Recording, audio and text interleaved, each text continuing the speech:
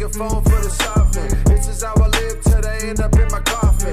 guys, welcome to Red Top Report. I'm your host, Joe Enders, and we're going to have some reactions coming your way. But the first thing I want to talk about is a recent story, and it's the first thing we're going to react to. I'm not necessarily reacting to something I haven't seen yet. And in fact, you're not going to believe this, guys. I've actually taken some notes, and we're going to go through those notes on the story that we're going to be covering right now. Nikki Haley is going to be running for president. That's Trump's former UN ambassador, former governor. And here's the thing. I'm not okay with this at all whatsoever. You want to put it up on screen? The announcement? Yeah, I got you, man. So we got it right here. Nikki Haley to run for president in 2024 is from Dinesh D'Souza, and the Post Millennial wrote an article about it. The announcement hasn't come yet, guys. Nothing's official right now. There's no announcements that are made yet, but they're thinking that the announcement's probably going to be made around the 15th of February. Now, with that said, there's a lot of problems I have with this right now. And the main thing is that she has shown herself to be a fair weather Trump supporter throughout most of her tenure as a politician, where she'll criticize him, backtrack it, when she thinks it's more popular to do that. She really doesn't have any specific stances on the Trump movement. But here's something she did say. Here was one of the really negative things that she did say about Donald Trump. She said, "We need to acknowledge he let us down," she told Politico magazine in an interview. "He went down a path he shouldn't have, and we shouldn't have followed him. And we shouldn't have listened to him, and we can't let that ever happen again." And that's when there was a mostly peaceful protest at the Capitol that turned into a riot in certain situations. And she was essentially blaming Trump for that whole ordeal, which she should not have been doing at all. Now, that said, there's more to this Nikki Haley story, and this is the main reason I'm opposed to her. Obviously, there's probably people watching this that don't like Trump either. Fine. Do you like war? Because if you like war, Nikki Haley is definitely your candidate. Not only did she say this, she said this of Ukraine. She said, "This isn't just a war for Ukraine. This is a war for freedom." But they'll never take our freedom! That was one of her tweets. Recent tweets.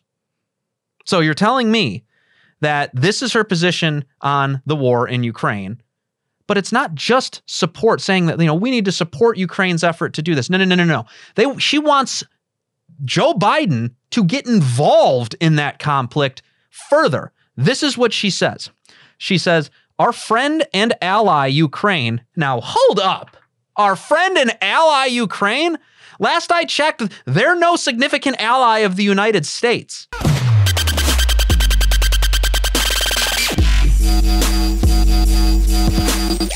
Yeah, George W. Bush tried to get them into NATO and pushed to get them into NATO, but they are not in NATO. We have no obligation to protect them, nor should we have any obligation to protect them, because at the very least, as George Washington said, even if there is some agreement that I'm unaware of, there's absolutely no reason that we should go to war with them, because they, as George Washington said, are an entangling alliance. They are getting us involved in what would turn into a global conflict.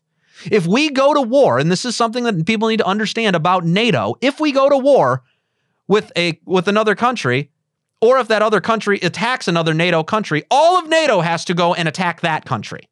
You've just started World War III with Russia and all of their proxy states like Iran, Belarus. Congratulations. You're going to kill millions of people. And this is the most interesting part of the whole Nikki Haley fiasco, I would say. I don't know if you guys know this, but after she resigned as Donald Trump's ambassador to the United Nations, this woman immediately afterwards managed to somehow get on the board of directors at Boeing, a major military defense contracting company. Interesting that you would do that. Now, in her defense, she did resign, and she said the reason for her resignation, which I'm sure had nothing to do with the potential presidential run at all, was after the board asked for a government bailout. And she said that was the reason she was leaving Boeing's board of directors. Now, maybe that's true. Maybe we can take her word for it. Maybe this wasn't about politics at all. Yeah, we'll see about that. Now get this. Now, you wonder, does she support Ukraine? Because, oh, the poor people, the poor war, big mean Russia's coming to come and kill you, and it's going to be all horrible, this, that, and the other. Or is it because following the 2014 annexation of Crimea by the Russian Federation, the USA became one of the largest defense partners of, you guessed it, Ukraine. Ukraine. It sounds a lot like what happened in the preceding days to Iraq, where a bunch of defense contractors were lobbying Congress, lobbying all sorts of other politicians to go to war to line their pockets. And frankly, I think that if you go to her campaign website, once she does launch her presidential campaign, and do me a favor and keep an eye on this, and feel free to email me. It's josephenders@churchmilitant.com. Very simple.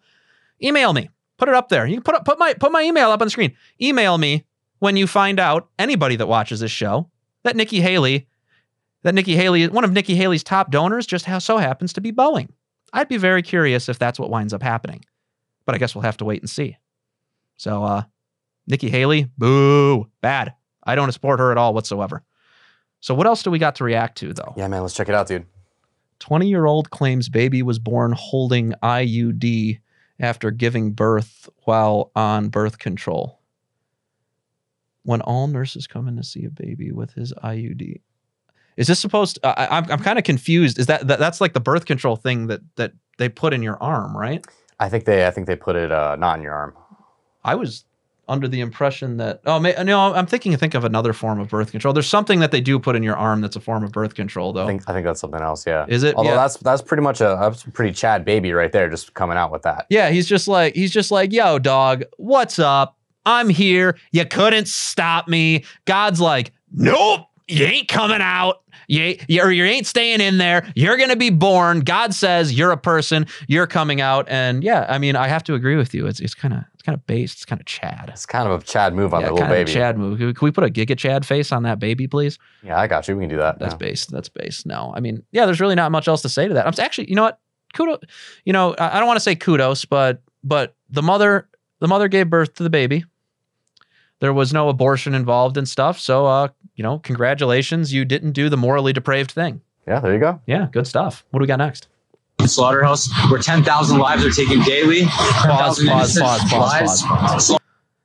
Bro, if that's not the most soy latte sipping beta male I think I've ever seen in my entire life, I don't know what it is. Dude, he's got the beanie, he's got the hoodie, he's got the backpack. I mean, and he's even got the beard to go with it.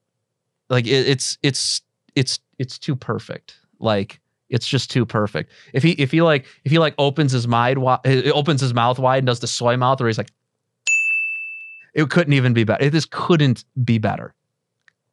Yeah. Anyways, so obviously this guy's the vegan that's, comparing the beef delivery truck to an Auschwitz train car. So yes, that's kind of what's going down hearing right now. That's kind of what's going down here. Okay, let's continue. Let's see. Slaughtered here for no more than the taste buds of humankind. Yep. Humans called it.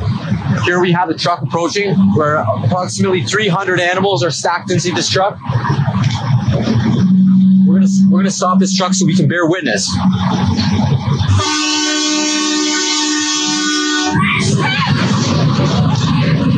Oh my God! What did that woman get run over? Oh my God! Oh no, she didn't get run over. Okay. None of them got run over. I was scared. Yeah, why? You're running her over, dude. He just said get out of the way, and then they got out of the way. Oh, I almost got run over. No, you didn't. You weren't even near that. He wasn't. Wait. He said he almost got run over. Yeah. I mean, like the dude jumps in front of a truck, it honks at him, and he moves. Yeah. Yeah. I mean, was that him that was in front of the truck? Yeah, no, he jumped. Yeah, it was. Oh, that was him. I almost got run over by a truck. Yeah, well, don't walk in front of it while it's moving then. But the people are retarded. The guy braked, he honked, and then you got out of the way. Like that's not almost getting run over, guys. It's not at all. Now, here's the real question, and this is the one I really want answered. Why did you guys not throw 5 Molotov cocktails directly into that trailer? Because then we all would have gotten free steak. You know what I mean? Like just cook them right up. It's like you're gonna hate me, but this is a dad joke. It's a Texas Roadhouse. Bro. Bro. I promise I didn't script these. This isn't scripted. I had no idea I was reacting to this, but the jokes are just endless. The jokes are just endless. I'm cool with it as long as they don't sing me happy birthday. Oh, attention, Texas Roadhouse. Oh, that would be me if I was there. Like if they actually did that, they're like committing this act of like vegan terrorism or something. And then they set the trailer up in flames, and all the beef gets cooked like a perfect medium rare. And then I'll be the guy there that starts singing happy birthday to all the vegans. No, okay. I don't know what else to do except make fun of these people. Like no, human beings obviously have value and others don't. So that's that. One more? Do we have one more? Yeah, we can go to one more. Dude, let's do one more. I got to see this. My man's playing chess. Okay, let's see what we got. She was my best friend in high school, and I loved her. But she came out as lesbian. I discovered that I'm a trans woman and convinced her she's still a valid lesbian, and it's transphobic not to date me. We've been transbian. Have you heard that word before? Transbian? No. I've never heard of that before. Not until this. No. So a transbian means you're transgender. So he's a man that's a lesbian, which means he's straight. Right. Yeah. Yeah. Transbian. I haven't heard that. That's a new one for me. Okay. Transbian lesbian couple for 6 months. I'm gonna be honest with you. I don't have a problem with this. I mean, this guy's playing 3D chess right now. I don't have a problem with this at all whatsoever, guys. I mean, look, hey, I hope they get married and have a wonderful family and, all of those things. But, I mean, this man's just, he's conforming to the rules. Yeah, so it's kind of an L, but it's kind of a W too. Yeah, I mean, it goes to a joke I was saying earlier. Is like, this guy definitely has a room temperature IQ if you're measuring it in Kelvin. So, I don't know if you guys know what Kelvin is, but it's a measurement. There's Fahrenheit, there's Celsius, and there's Kelvin. And Kelvin's 0 is at absolute 0. So it's something like 273 degrees Kelvin is average room temperature. Nerd! Is that all we got? Yeah, we can wrap it. We can wrap it at that? You sure you don't got anything else? Okay, we can have a bonus one if you really want. We gotta do a bonus at the end. Okay, here's your bonus since you really want it.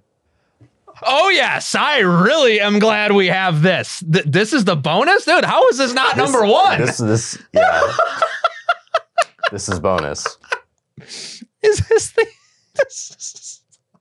What is 2 tickets for the DeSantis rally, please, dude? And they got that. So maybe people don't know who the guy on the left is. It's Dan Crenshaw. Not a lot of people know how bad that guy. And I do not like Ben Shapiro either. By the way, no defenses of Ben Shapiro on Red Top Report. That guy, posted a tweet blaspheming Jesus Christ. You're going to show everybody what that tweet was. Absolutely disgusting. I don't care if you're Jewish, Ben. You do not talk that way about Christians. You don't. I'm not cool with it. No one's cool with it, except Dan Crenshaw, who there's actually a soundbite of him saying that Jesus was a mythical character. We have societal hero archetypes that we look up to. Jesus is a hero archetype. Superman is a hero archetype. Real characters too. Yeah, that also happened. So I guess Dan Crenshaw wouldn't care about that. Now, this is also a guy who claims that he's a Christian. He's also a guy that was on like a young leadership board of some sort for the World Economic Forum. So those are the guys telling you to eat bugs. He went to their school, yeah. Yeah, he went to their school with, I think, Alexander Soros, George Soros' son, if I remember correctly. And that's the guy. These are the people you want representing conservatism? The guy who blasphemes Jesus Christ? And the guy who worked under Klaus Schwab's organization, the guy who's trying to make you eat bugs, the guy who's trying to do this whole great reset thing. No.